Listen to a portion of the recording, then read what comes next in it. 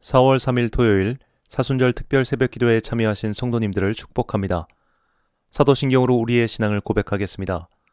나는 전능하신 아버지 하나님, 천지의 창조주를 믿습니다.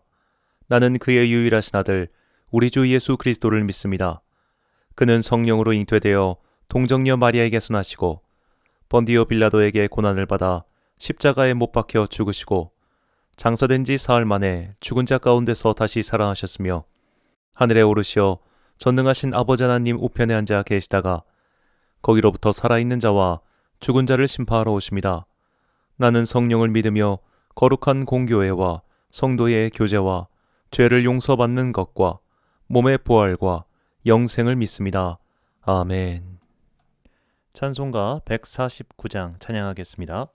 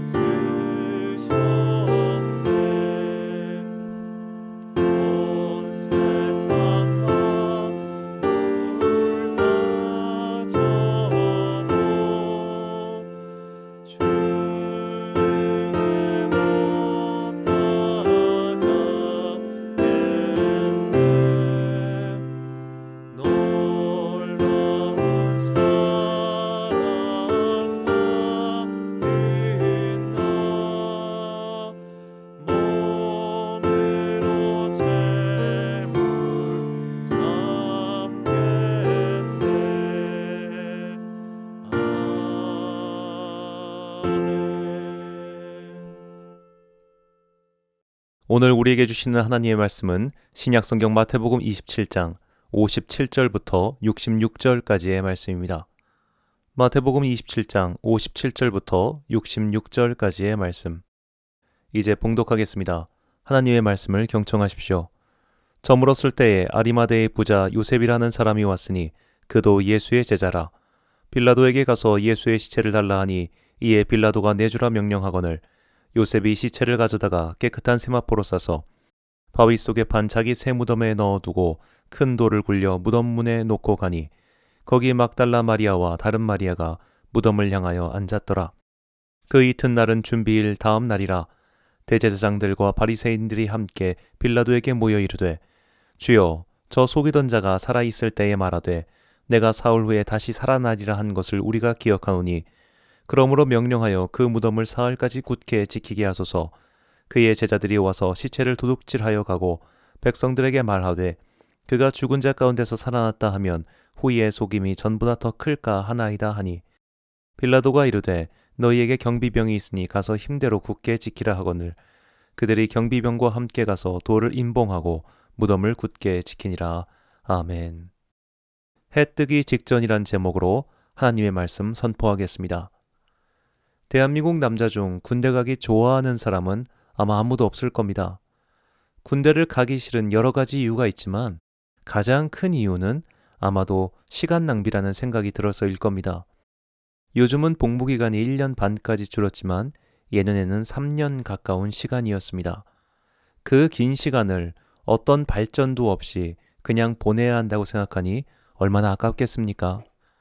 그래서 예체능계에 종사하는 분들은 군대에서 보내는 시간을 가장 아까워합니다. 그들의 기량이 절정일 때 군대에서 시간을 보내야 하기 때문이죠. 바울에게도 이렇게 버린 것처럼 낭비하는 것처럼 보낸 시간이 있었습니다.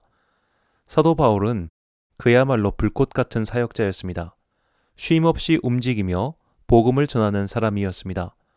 그랬던 그가 예루살렘에 도착한 후 구금되어 수년의 시간을 그냥 옥에서 보내야 했습니다. 사도행전 24장 27절입니다. 이태가 지난 후 보르기오 베스도가 벨릭스의 소임을 이어받으니 벨릭스가 유대인의 마음을 얻고자 하여 바울을 구류하여 두니라. 바울이 예루살렘에서 붙잡혔을 때 그는 로마 시민권자인 자신의 법적 지위를 활용해서 자신의 재판을 로마에 맡겨달라고 진정을 넣습니다. 우리로 치면 일종의 대법원 판결을 기다린 셈입니다. 그리고 그 기간 동안 바울은 구류 상태가 됩니다. 이 오늘날 현대 국가에서도 상급 법원의 판결을 기다릴 때까지 꽤 시간이 흐르지 않습니까? 그런데 고대 국가였으니 그 처리 기간이 굉장히 길었습니다. 결국 바울은 최소 2년 이상의 시간을 그렇게 보내야 했습니다. 그 기간이 끝난 후 바울은 로마로 이송되었습니다. 배를 타고 가다가 좌초되는 등 여러 시간이 걸려 마침내 로마에 도착합니다. 그러나 재판은 곧장 이루어지지 않았고 바울은 또다시 구류 상태가 되었습니다. 바울은 로마에서 2년을 갇힌 상태가 됩니다. 사도행전 28장 30절입니다. 바울이 온 이태를 자기 셋집에 머물면서 자기에게 오는 사람을 다 영접하고, 바울은 아마도 로마시 외곽에서 가택 연금 상태였을 겁니다. 그것도 2년 이상 말이죠. 시간을 정확히 계산하기는 어렵지만 바울이 선교 여정을 마치고 예루살렘에 도착한 후로부터 아마 최소한 5년은 지났을 시점입니다. 바울에게 5년이란 시간은 정말 엄청난 시간입니다. 만약 바울에게 5년이란 시간이 더 있었다면 그는 1, 2차 선교 여행에 버금가는 선교 여정을 2번은 더 했을 겁니다. 그에게 5년이란 시간이 자유롭게 주어졌다면 아마 교회를 수십 개는 더 세웠을 것이고 더 많은 사람들을 주님께로 인도했을 겁니다. 그러나 그는 꼼짝없이 붙잡혀서 시간을 보내야 했습니다. 인생에는 이런 시간들이 있습니다.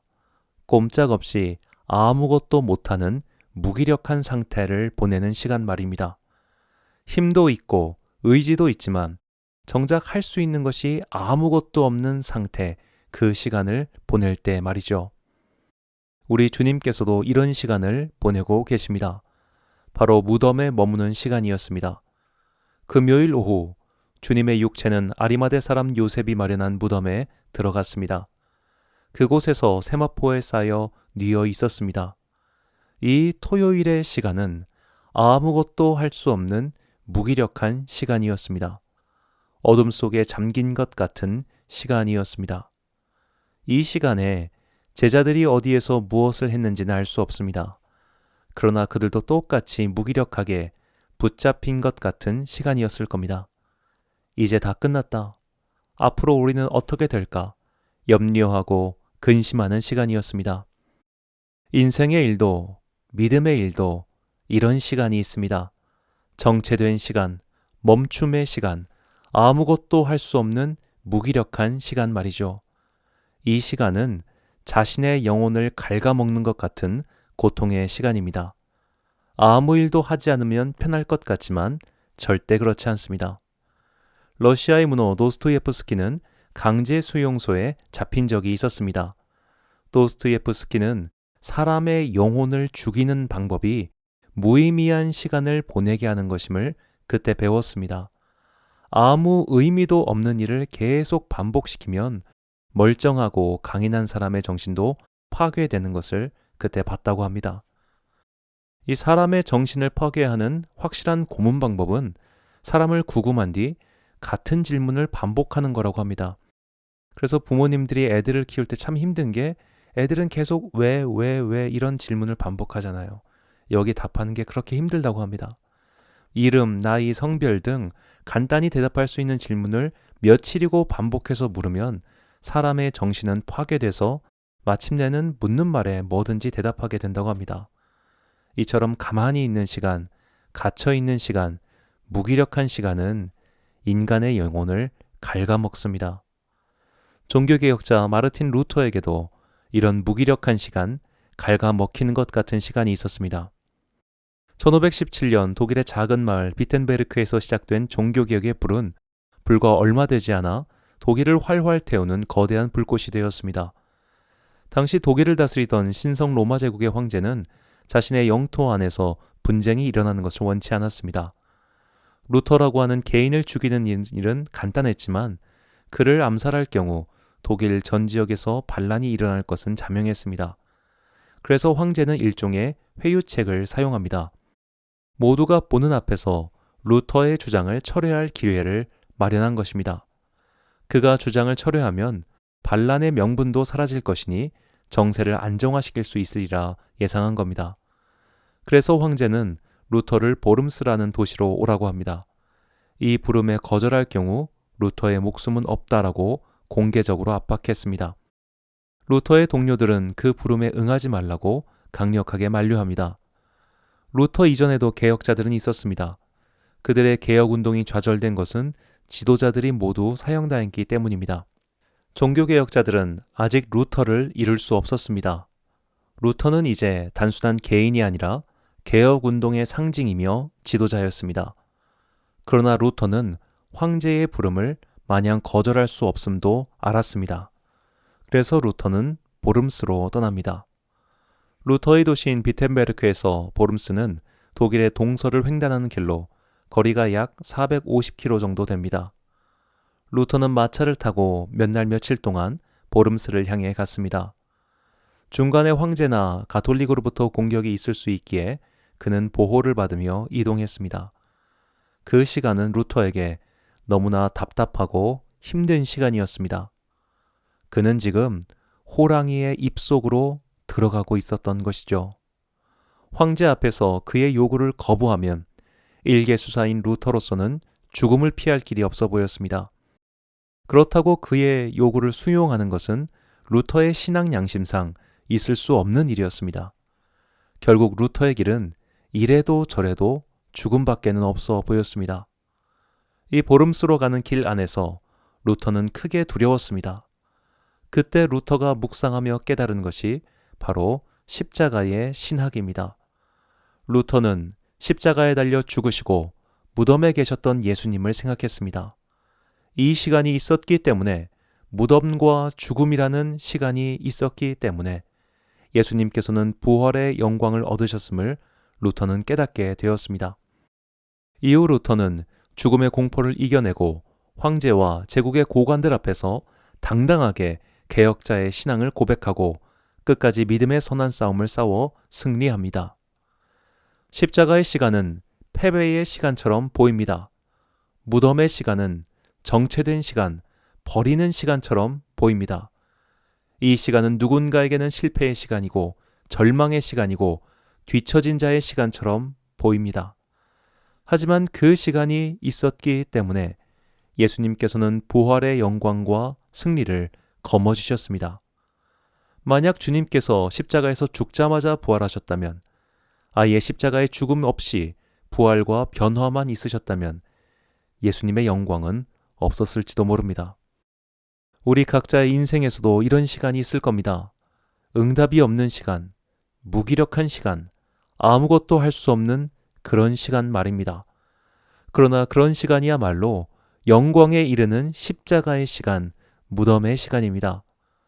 새벽이 오기 전에 달빛도 사라지고 별빛도 사라진 가장 어두운 시간이 있듯이 영혼의 어두운 밤을 보내는 그 시간이야말로 내 영혼이 가장 성장하는 시간입니다. 무덤에 있던 그 어두운 시간, 우리 주님께서는 아무것도 하지 않으신 것이 아닙니다. 그분께서는 그때도 주님의 일을 하셨습니다. 베드로전서 3장 19절입니다. 그가 또한 영으로 가서 옥에 있는 영들에게 선포하시니라. 아멘. 여기서 옥이 어디인지, 영들은 누구이며 어떤 말씀을 선포하셨는지는 사실 알지 못합니다. 가톨릭은 이 옥이라는 단어 하나에서 연옥이라는 세계를 만들어냈지만 사실 신학적 근거는 거의 없는 허구와 상상의 세계에 다름없습니다. 그러나 분명한 것은 예수님께서는 그 영혼의 어두운 밤에 아무 일도 하지 않으신 것이 아닙니다. 그분의 영은 그때도 움직이고 활동하고 계셨습니다. 그렇다면 지금 우리 안에 예수님의 영이신 성령님이 계신다면 우리가 마주하고 있는 십자가의 밤, 무덤의 어두운 밤도 그분께서 일하시는 시간임이 분명합니다. 현실 세계에서 우리의 육체는 묶여 있을 수 있습니다. 무기력함과 절망에 사로잡혀 있을 수 있습니다. 아무것도 할 수 있는 일이 없어서 발만 동동 구르고 있을 수 있습니다. 그러나 우리 안에 있는 주님의 영, 즉 성령님께서는 지금도 일하고 계십니다. 그러니 이 시간을 견뎌내면, 이 시간을 이겨내면 반드시 부활의 영광이 우리에게도 찾아올 것입니다. 히브리서 10장 36절과 37절 말씀입니다. 너희에게 인내가 필요함은 너희가 하나님의 뜻을 행한 후에 약속하신 것을 받기 위함이라. 잠깐 후면 오실 이가 오시리니 지체하지 아니하시리라. 아멘. 사랑하는 로뎀교회 성도 여러분, 그리고 이 새벽 기도에 참여하신 귀한 주님의 자녀 여러분, 오늘은 예수님의 생애와 말씀을 묵상하는 순례의 절기 사순절 40번째 날이며 고난주간의 토요일입니다. 지난 40일의 순례 여정을 함께 걸어오신 성도님들께 진심으로 감사의 인사를 드립니다. 이 40일을 지났다고 해서 우리의 순례가 끝난 것은 아닙니다. 오히려 진정한 순례는 지금부터 시작입니다. 이제 우리는 주님의 부활에 참여하게 될 것입니다. 무기력과 무응답, 답답함의 시간은 끝이 나고 주님께서 약속하신 성령님을 기다리며 하나님 나라의 완전한 도래를 소망하는 진실한 성도로 이제 우리는 변화하게 될 것입니다. 육체는 무덤 안에 있었지만 주님의 영이신 성령님은 계속 움직이고 계셨습니다. 우리도 마찬가지입니다. 무기력해 보이고 아무것도 하지 못하는 것처럼 보여도 우리의 주님께서 이미 활동하고 계십니다. 그런 주님의 영이 우리 안에 있다면 이 어둠이 끝날 때 우리도 부활의 영광, 십자가의 승리를 얻게 될 것입니다. 답이 없어 보이는 답답한 순간을 보내고 계십니까? 견디십시오. 아무것도 할 수 없고 아무 성과도 없어 무기력하고 짜증나고 포기하고 싶은 순간을 지내고 계십니까? 인내하십시오. 그 어두운 밤을 지나 마침내 부활의 여명이 밝아올 때 우리 또한 주님의 부활의 영광에 참여하게 될 것입니다. 그날을 바라보며 오늘의 어둠에 승리하고 내일의 새벽이 밝아오는 그 영광에 참여하는 여러분과 제가 되시길 간절히 축원합니다. 기도하겠습니다. 사랑과 은혜가 충만하신 아버지 하나님, 사순절 특별 새벽 기도의 마지막 날을 맞아 주님의 말씀을 듣게 하시니 감사합니다. 정해진 40일의 여정을 잘 마칠 수 있게 인도하셔 주셨으니 감사합니다. 정해진 40일의 여정을 잘 마칠 수 있게 해주시니 감사합니다. 이 시간은 어두운 밤과 같은 시간이었습니다. 무기력했고 답답했고 한치 앞이 보이지 않았습니다. 그러나 이제 우리는 그 어둠을 지나 마침내 주님의 부활 앞에 섰습니다. 지금까지 인도하신 에베네셀 하나님께서 앞으로도 우리의 삶을 인도해 주시길 간절히 소망합니다. 주님의 일에 함께하는 귀한 성도님들을 보내주셔서 감사합니다. 얼굴도 모르고 이름도 모르는 무명의 성도들부터 과거의 귀한 만남을 기억하고 지금까지 함께해 주시는 성도님들까지 이 사랑이 그치지 않게 해주시니 감사합니다. 우리 성도님들이 이 땅을 사는 동안 항상 주님의 돌보심 속에서 믿음과 용기를 잃지 않고 주어진 소명의 길을 끝까지 걸어갈 수 있도록 은총을 베풀어 주옵소서. 이제 믿음의 용기를 내어 새로운 도약을 꿈꾸는 우리 교회에게 주님의 한량없는 은혜를 베풀어 주시고 선한 길로 인도하여 주옵소서. 이제 부활의 아침을 기다립니다. 주님의 부활과 함께 어둠의 권세가 사라지듯 우리 영혼 안에 남아있는 작은 의심의 어둠조차 부활의 새벽빛 앞에 사라지게 하옵소서. 거룩한 부활을 기다리는 이 사순절 마지막 시간이 은혜와 기쁨, 감격의 시간으로 마무리되게 하옵소서. 지난 시간 함께 하신 주님의 은총이 앞으로도 우리의 인생길 가운데 함께 하실 것을 믿사오며 이 모든 말씀 우리를 위하여 십자가의 고통과 무덤의 어둠을 참으시고 마침내 부활하실 예수 그리스도의 이름으로 기도드립니다. 아멘. 주의 도문하심으로 사순절 새벽 기도를 마치겠습니다. 하늘에 계신 우리 아버지, 아버지의 이름을 거룩하게 하시며 아버지의 나라가 오게 하시며 아버지의 뜻이 하늘에서와 같이 땅에서도 이루어지게 하소서. 오늘 우리에게 일용할 양식을 주시고 우리가 우리에게 잘못한 사람을 용서하여 준 것 같이 우리 죄를 용서하여 주시고 우리를 시험에 빠지지 않게 하시고 악에서 구하소서. 나라와 권능과 영광이 영원히 아버지의 것입니다. 아멘.